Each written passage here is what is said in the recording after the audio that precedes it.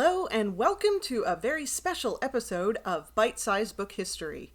I'm your host, Allie Alvis. I'm a rare book librarian and book historian who some of you may know better as Book Historia on Instagram, Twitter, and Tumblr. Today, special guest Elizabeth DeBold and I will be talking all about manuscript waste. Recycling! It's important to do our bit to save the environment. Recycling is something that I do with my cereal boxes and other used bits of cardboard or paper, but bookbinders are big recyclers too. Throughout history, used proof sheets, sheets damaged during printing, or sheets with egregious printing errors would normally go to waste in a print shop. But enterprising binders found a way to use what most people would consider to be waste paper. Printed paper waste made its way into spine linings and pasteboards and other structural elements of book bindings, as well as being used as even fly leaves and paste downs. So how do you get from printed paper waste to manuscript waste? The horror! Here to talk with me about this practice is Elizabeth DeBold of the Folger Shakespeare Library. Hi, Beth! Hey there, Allie. So, Beth, can you tell me a little bit about what you do at the Folger and what kind of cool stuff the Folger has and just life, the universe, and everything? Wow, that's a lot. We'll see how much we get covered. I'm the assistant curator at the Folger Shakespeare Library, which is the largest collection of Shakespeare material in the world. And as an assistant curator here in Washington, D.C., I help with the care and preservation of our collections, as well as buying new items and assisting with research and lots of other different kinds of things. So although we're mostly well known for our Shakespeare collections, I think we should also be well known for our large collection of early printed books and manuscripts from early modern England. So that's about 1500s through the beginning of the 1700s. Continental Europe, and then also 18th century theater history. But I think the reason that I'm talking to you today is because two of the people who initially collected a lot of the items that we have in our holdings, Emily and Henry Folger, they liked books that had been used and kind of worn out and had lots of notes or were evocative of the time in which they were created. And so a lot of them have their early modern or near original or contemporary coverings. So I think a key issue here is how early modern people viewed their books and manuscripts in general. One part of that is that the materials involved in bookmaking were very expensive. So any chance for them to recycle paper and animal skin that was still structurally sound, even if they really weren't interested in what was written on the skin or the paper, was a really attractive idea. And so today we think about our books and our manuscripts mostly in terms of the text that they contain. But early modern people, I think, saw them as valuable for both that content, but then also the material, the paper and the vellum. So you have historic events that tell us about this, like the dissolution of the monasteries in Great Britain in the 16th century under Henry VIII. Although the religious texts were probably meant to be destroyed because they were so valuable and bookmaking was so expensive, it made more sense, I think, to destroy them by repurposing them instead of just burning them or throwing them away. And so you have writers at the time who are talking about buying old libraries by the pound, for the purpose of repurposing the paper or vellum and not necessarily for the text inside. But, it's not just to destroy the text that books and manuscripts were reused. It was also because maybe they were just outdated or there was a new edition or someone was just done with the book. Yeah, so some of the most striking examples of use of manuscript waste in bookbinding are the books that are completely covered in manuscript waste. Yeah, those are But beautiful. waste was used inside the books as well. Yes. So book bindings, when they had to be made by hand, they were really complicated.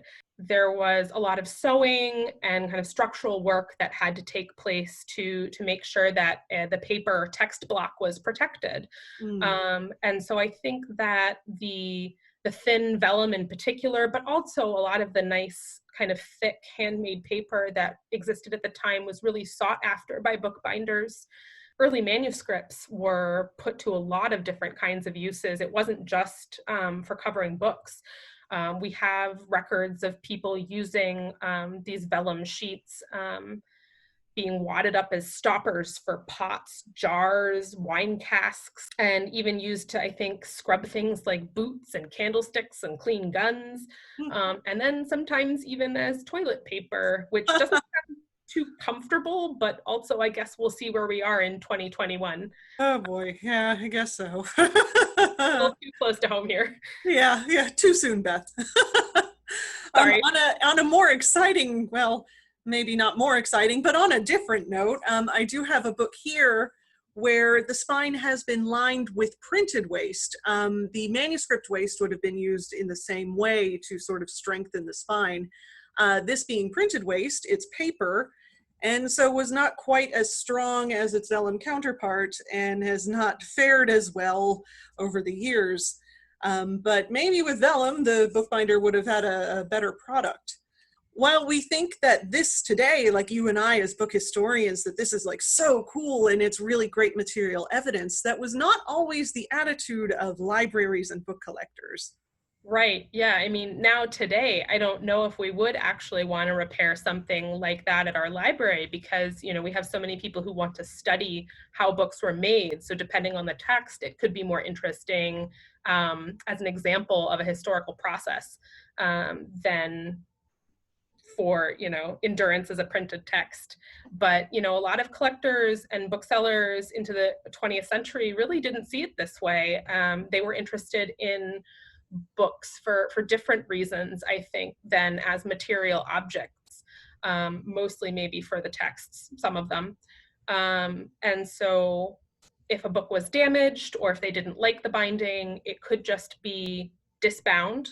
So the binding could be totally taken off and then rebound in a different way, maybe in a way that a seller or a collector considered more attractive, or, if they wanted to have all the books in their collection match, they might, have them all bound in red leather with gilding on the edges. And your own coat of arms on the cover. Right. And yeah. Right.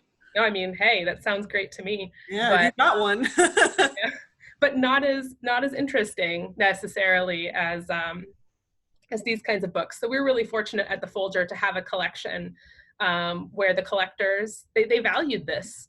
And so we have some really interesting objects to look at now. Great. Well, thank you for joining us today, Beth. I hope you had fun taking a bite out of book history. And maybe we'll see you again in future episodes. This was so great. Thank you so much for having me. 17th century historian John Aubrey describes how, in the 16th century, quote, manuscripts flew about like butterflies, appearing seemingly everywhere.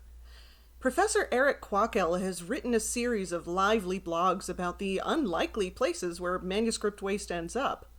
My favorite has to be ending up as the support inside of a bishop's mitre cap. You can find more from Eric Quackel linked below in my further reading section. Binding books in manuscript waste is not a practice that was limited to the distant past. This book, published in 1854, was rebound at some point fairly recently in manuscript waste. Little roughly, too. You can see that it's just stab sewn here. The structure is evident on the spine of the book. Musical manuscripts were very hotly desired by people who wanted vellum. After all, their pages were enormous.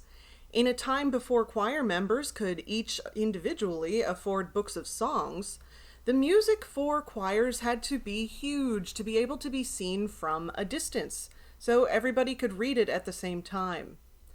You can see that there are only about 3 bars of music visible here, and how the ink has faded over time.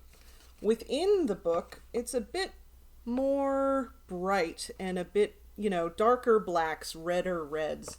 And you can see that this book really has had a busy life. Even the marbled papers are, they've seen better days.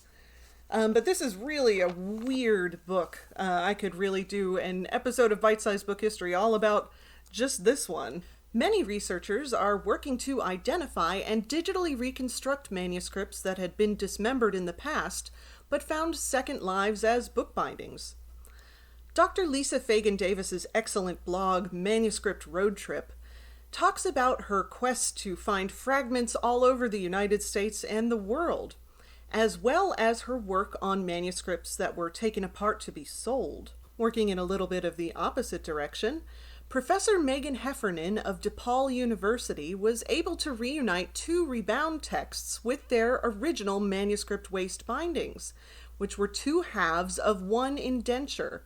It's really fascinating research, and you can catch some of her blog posts about it and other stories about this discovery in my further reading below. That wraps up this week's episode of Bite Size Book History. I hope you enjoyed this guest star format. I hope to do one more of these before the end of this first season, so look out for that. Don't forget to comment, like, and subscribe so we can get more people on this book history train.